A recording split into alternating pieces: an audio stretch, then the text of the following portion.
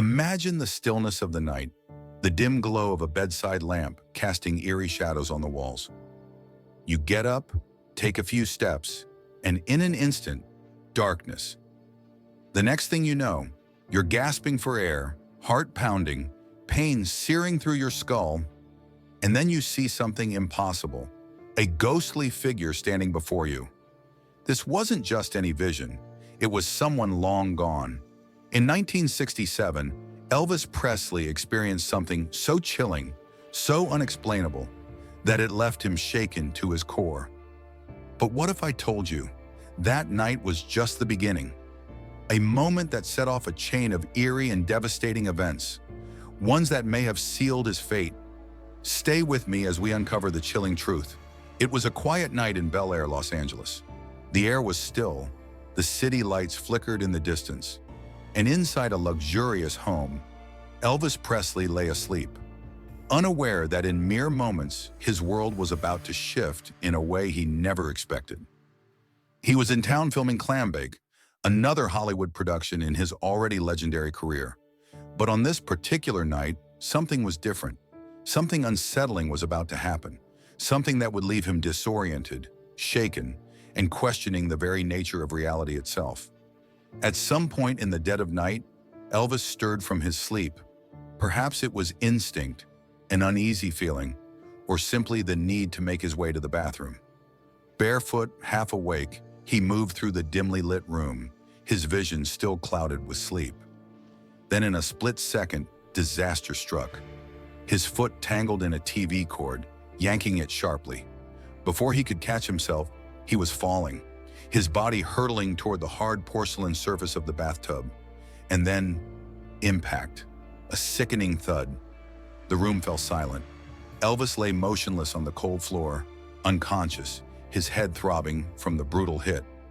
How long did he stay like that? Minutes? Hours? No one knew. And when he finally came to, something was different. Something had changed. What he saw next, what he experienced in that moment, was so chilling, so utterly unexplainable, that it would haunt him for years to come. But this was only the beginning. The silence was shattered by a sudden, panicked cry. Elvis was awake, disoriented, drenched in cold sweat. His breath came in sharp, uneven gasps. His head throbbed with an unbearable pain, and as he reached up, his fingers grazed the swollen lump forming just above his temple. A knot the size of a golf ball. He winced, his body trembling from the shock. His frantic shouts echoed through the house, jolting Priscilla Beaulieu awake in the next room. She rushed to his side, finding him on the floor, his face twisted in agony, his eyes wide with something more than just pain. Fear. She tried to calm him, but Elvis's mind was racing. Something had happened in the darkness of unconsciousness, something he couldn't quite explain. Concerned for his well-being, his team immediately called for medical help.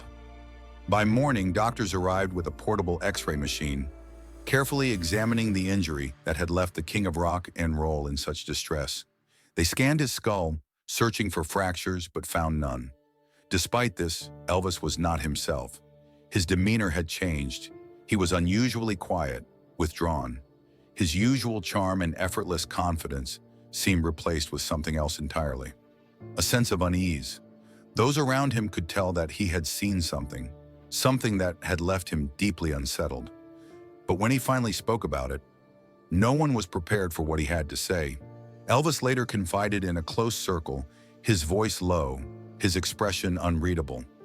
"I saw my mother standing in her old bedroom at Graceland," he admitted. The words sent a chill through the room. His mother, Gladys Presley, had passed away years before. But that night, in the moments after his accident, he swore he had seen her. Was it a hallucination, a near-death experience, or had something else happened in those fleeting moments of unconsciousness? Whatever it was, Elvis couldn't shake it. And as time went on, those around him began to wonder, had this terrifying vision been a warning, a message from beyond, or had something even more sinister begun that night? The repercussions of that night extended far beyond the physical pain Elvis endured. As he struggled to recover from the brutal injury, his professional commitments began to unravel. Production on Clambake, The movie he had been in Los Angeles to film was put on hold. Days turned into weeks as Elvis dealt with the lingering effects of the incident, including dizziness, headaches, and an overwhelming sense of fatigue. But there was one man who had no patience for delays: Colonel Tom Parker. The notorious manager known for his ruthless control over Elvis' career was livid. He blamed the Memphis Mafia, Elvis's closest friends and aides, for not preventing the accident, accusing them of allowing too much recklessness in the King's inner circle. His anger wasn't just about a missed production schedule, it was about something much deeper. But Parker's reaction didn't stop at scolding Elvis's entourage. In a sudden and drastic move, he ordered Elvis to burn an entire collection of books that the singer had recently grown attached to. These weren't just any books. They were filled with ideas on spirituality, mysticism, and the supernatural. Elvis had always been deeply curious about the unknown, drawn to philosophies that explored life beyond the physical world. But Parker saw them as dangerous. He believed that they were influencing Elvis's thoughts in ways that didn't align with the image he wanted for his star. And just like that, Parker demanded that every one of those books be destroyed, as if erasing them from existence would erase whatever thoughts or experiences Elvis had been grappling with. But why? Was this just another attempt by Colonel Parker to control Elvis's life, forcing him back into the mold of the clean-cut, all-American entertainer? Or was there something more to it? Could Parker have sensed that something had changed in Elvis after the accident? That he had glimpsed something that might make him question everything? And if so, what was it that Parker was so desperate to bury?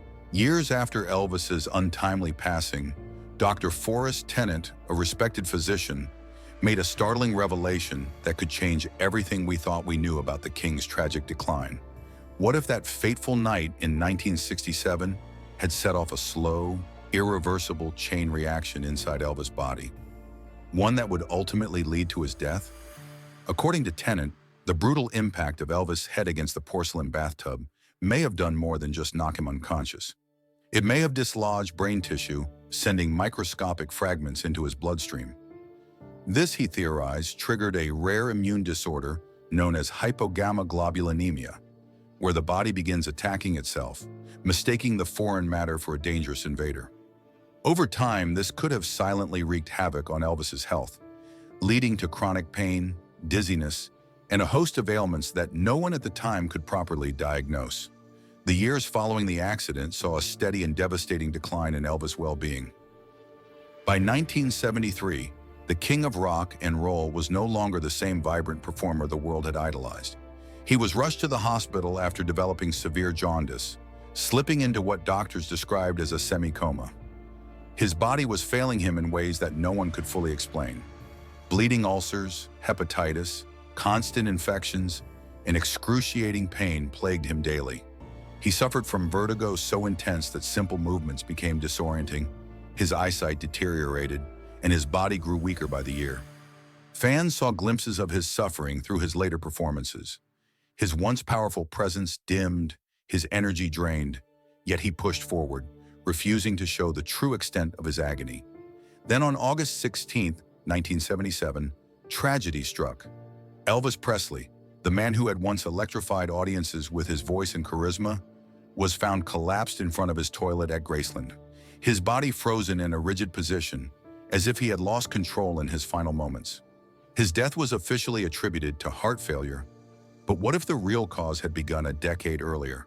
On that night in 1967, could that single accident have set into motion a slow and relentless breakdown of his body, one that even the best doctors couldn't stop? Was this the hidden truth behind the King's tragic end? In the years that followed, Elvis would reflect on that chilling night in 1967. His words laced with uncertainty, but his conviction unshaken. Had it all been a hallucination, the result of a head injury and trauma? Or had something beyond comprehension truly happened in those fleeting moments of unconsciousness? Science would argue that it was nothing more than a trick of the mind, an illusion created by stress, pain, and the disorienting effects of a severe blow to the head. But those who knew Elvis best saw something different. He had been changed by that night. His fascination with the supernatural deepened. His interest in the unknown became more intense. and there was always that flicker of doubt in his eyes whenever he spoke of the vision he had seen. But what if this was more than just an eerie, isolated event? What if it was a warning, a foreshadowing of the darkness that would come for him in the years ahead? After that night, Elvis' health would take a slow, devastating decline, one marked by mysterious illnesses, chronic pain, and bouts of severe exhaustion that no doctor could fully explain. His body was failing, and yet the true cause always seemed just out of reach. Could this vision of his mother have been a sign, one final message from beyond, trying to prepare him for what was to come? Or was it simply his subconscious clinging to the one person he had always turned to for comfort, even in death? What do you think? Was Elvis's ghostly vision real, a glimpse into a world beyond our own? Or was his body already warning him that something inside was breaking down, long before anyone else could see it? The truth remains a mystery, but one thing is certain. That night in 1967 left a mark on Elvis Presley that would never fade. If you found this story as fascinating and mysterious as we did, make sure to hit that like button and subscribe for more incredible deep dives into the untold stories of Elvis Presley. Do you think his vision was real, or was it just a hallucination caused by his injury? We want to hear from you. Drop your thoughts in the comments below, and let's discuss this eerie moment in history together. And don't forget to share this video with fellow Elvis fans, because this is a story that deserves to be heard.